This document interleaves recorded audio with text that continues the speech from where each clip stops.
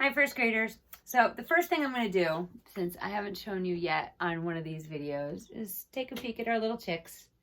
They're all huddled together for some reason, near the light, but not under the light, but they're all in the same area. They're not spread around. I thought that was kind of cute and funny that they were doing that.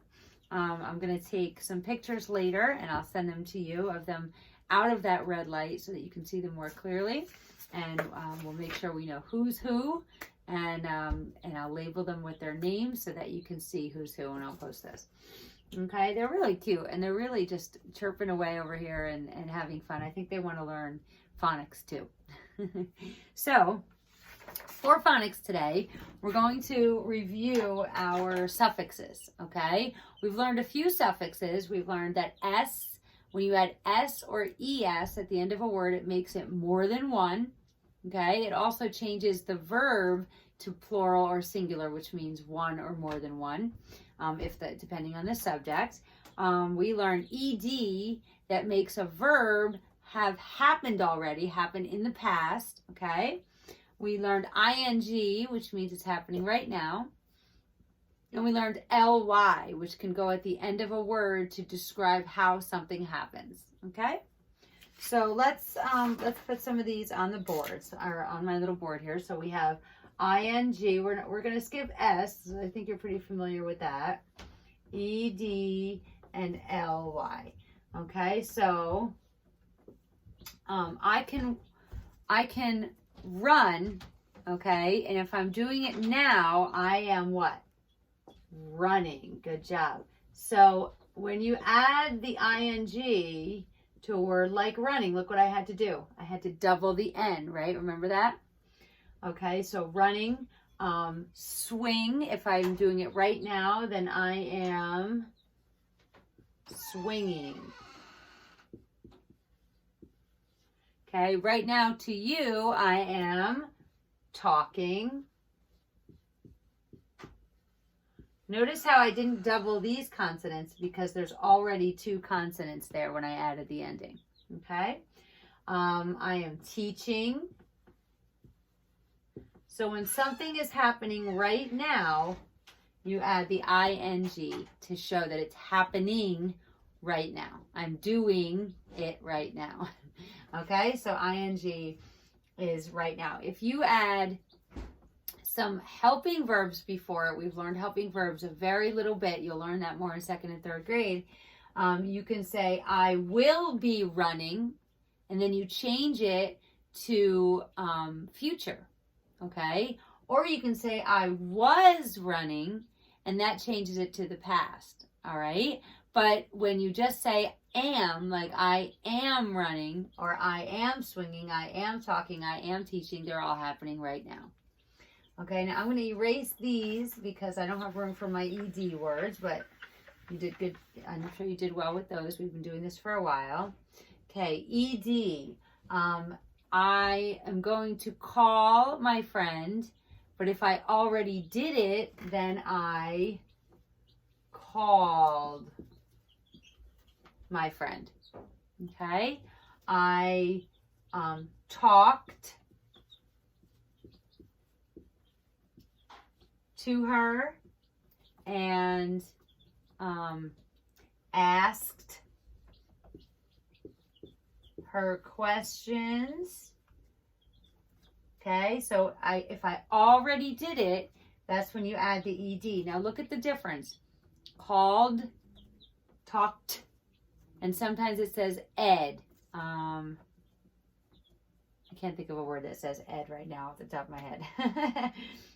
But a lot of words have the ed sound, the d sound, and the t sound for the ED, but it's all the same thing.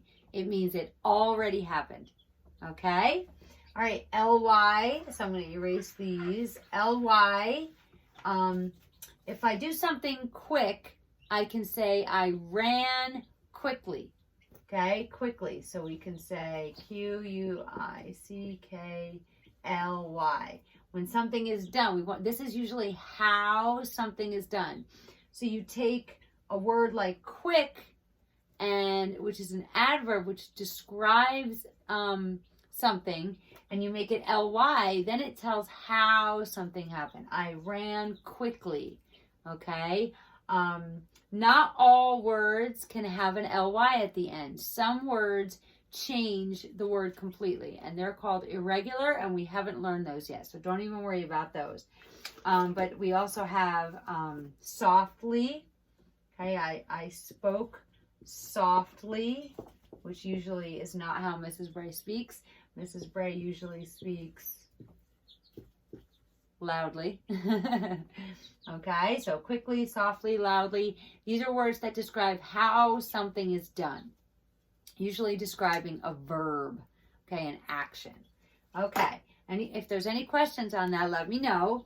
We're going to go to our workbook pages now.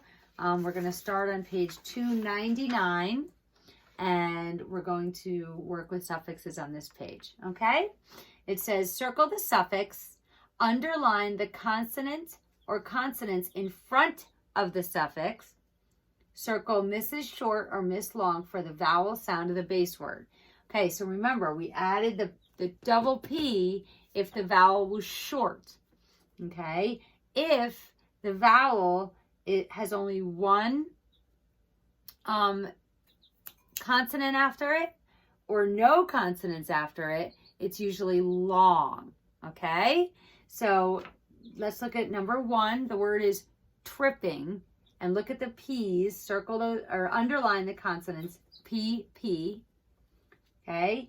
And then you need to circle if it's Mrs. Short or Miss Long. So is the vowel short or long? Well, since there's 2 P's, that tells me that the vowel is short. So circle Mrs. Short. Okay, and then this one, smiling, smiling. Okay, circle, underline the L in front of the ing. There's only one consonant, and you can hear the long I, right? Smiling. So circle Miss Long because the vowel is long. Okay, then the last one, fishing. Underline the SH. There are 2 consonants, and you can hear the I sound in fishing. So the I is short, so circle Mrs. Short. Okay. Then it says double the final consonant and add the suffix. All of these, 2 of these, follow that doubling rule where the vowel is short, so you double the consonant to add the suffix, okay? So the word is stop, S-T-O-P. They want you to add ED, so we need to add another P and then ED to keep that vowel short. So go ahead and write stopped on the line next to number 4. Okay, number 5, the word is drag. And they want you to add the ing to make it dragging. But to keep that vowel short, I need to add another G and then ing. So write dragging on the line next to number 5. Okay. See if I can block that just for a minute so you can see that. Can you see that? Okay. There we go. Okay. All right. So the bottom 6 and 7 says, this is the silent E. Remember this rule from a while ago. If you have a word with a silent E at the end, before you add a suffix that starts with a vowel like ED or ING, you have to take out that E. You can't have that E in there. Okay, so the word is skate. Okay, look at the word skate. Skate has a silent E. You do not hear that. So we cross it out or we eliminate it, and then we write the new word, which is S-K-A-T-I-N-G. There's one consonant, which tells us that the A is long. So we don't need the E anymore because in a word with a suffix, we know that the vowel is long because there's only one consonant. Okay? So you get rid of the E and you add the suffix. Drop the E. They call it dropping or crossing out. Okay? All right, so the next one, slide. Okay, slide has a silent E. You don't need it when you add the suffix. So S-L-I-D, and we want to add, oh, I'm sorry, I messed up here. This one was supposed to be E-D. Okay, so skated. Oh, there's where it says ed, skated, skated. I skated yesterday. I skated. So if you wrote an ing there, I apologize. That was all my fault. But for sliding, you do need to add the ing. Okay, so we drop the E and we add the suffix. All right, very good.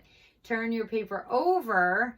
We're going to add the suffix. Now for these words, let's look at all the root words on this side of the page, 8, 9, 10, and 11. All of these root words end with 2 consonants. Okay, the vowels are all short, okay, because they're closed consonants, they're closed vowels, but they end with 2 consonants, so we don't need to double. So for these words, all you're going to do is write the base word and add the suffix, okay? So you're going to write the base word and add the suffix. So let's look at melt. Okay, we have melt. We add the suffix, so it's just melted. There's another ed when the ed says ed. Okay, so melted. Okay, then we're gonna write this base word and add the suffix ing, and the word becomes texting. Okay, and then we're gonna add ly to the last 2 words. So we have soft. Oops, that looks like a T. Soft, and then we just add the suffix ly, softly, and quickly. Okay, we just add this up. We don't have to double anything. We don't have to drop anything. There's no silent E's, and there's no single consonants, and they're all just words that we just add the suffix to. Again, these are a lot of rules, right? These are a lot of rules that you have to remember, and it's probably overwhelming. Don't worry about it. As you read, you'll get it. You'll see words like this written. You'll see words with the double consonant. You'll see words that normally have an E that suddenly don't because they have a suffix. So learn this, think about it, but really the best way to learn it is to read. Okay? So just keep reading, keep looking for words like this. You can even point them out when you read so that you understand them better. Okay? And you'll get it. I promise. Okay? So don't be overwhelmed by all these little rules that we learn. Just read, read, read, read, read, read, read. That's the best way. Okay, let's look at the bottom. Okay. A preposition is a little word that tells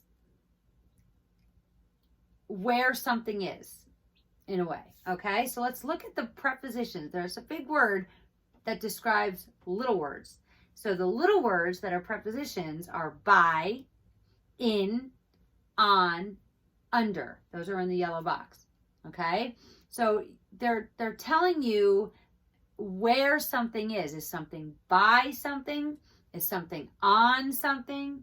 Is something in something? Or is something under something else? So they're words that tell where.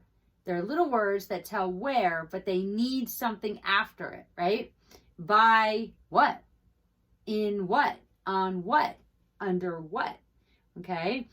When you have the little preposition and then the words after it, it's called a prepositional phrase. It tells where something is. That's basically it. Okay, so it says, where is the cat? So let's look at each paper, at each picture, and decide where the cat is using those little words, those prepositions, okay? Where is the cat in number 12? The cat is blank a tree. So is he by a tree? Is he in a tree? Is he on a tree? Or is he under a tree? He's in a tree, right? When we climb trees, we're not on the tree. We're not on top. We're in the tree. So this cat is in a tree. So write the word in on number 12. Okay, number 13. Where is the cat? Blank her dish. Is she by her dish? Yes. Let's see if there's a better one. Is she on her dish? No. Is she under her dish? No. She is by her dish. She's sitting right by her dish. So write the word by next to her dish. So what you're doing now is you're finishing these prepositional phrases with a little word called a preposition. Don't worry about that word if you can't remember it. Just remember when you describe where something is, you're using those little words, okay? Number 14, where's the cat? Blank the bench. Okay, there's 2 left, on and under. Is the cat on the bench or under the bench? On the bench. Good job. So write the word on number 14. And then the last one, where's the cat? Blank the table. Is the cat under the table? That's the only word left. Yes, the cat is under the table. Okay, so you use these all the time. You didn't even know what they were called, right? Okay, let's look at page 259. You're going to do the same thing. 1 and 2, you're going to double the consonant. They already gave you part of one of the words. You're going to double the consonant to add the suffix. 3 and 4, you're going to drop the E to add the suffix, so they shouldn't have that E in there when you finish your new word. You're going to write the preposition to tell where is the fish. Oh, that's just wrong. But nonetheless, those are the pictures they gave us. So is the fish on or under? And you need to decide. Okay, then match the picture to the word. Match the sentence to the picture. Okay, have a great day. Let me show you our chicks one more time so you can leave knowing that they're doing well. This one's sleeping right there. I don't know if you can see him. Okay, have a great day, and I will see you tomorrow.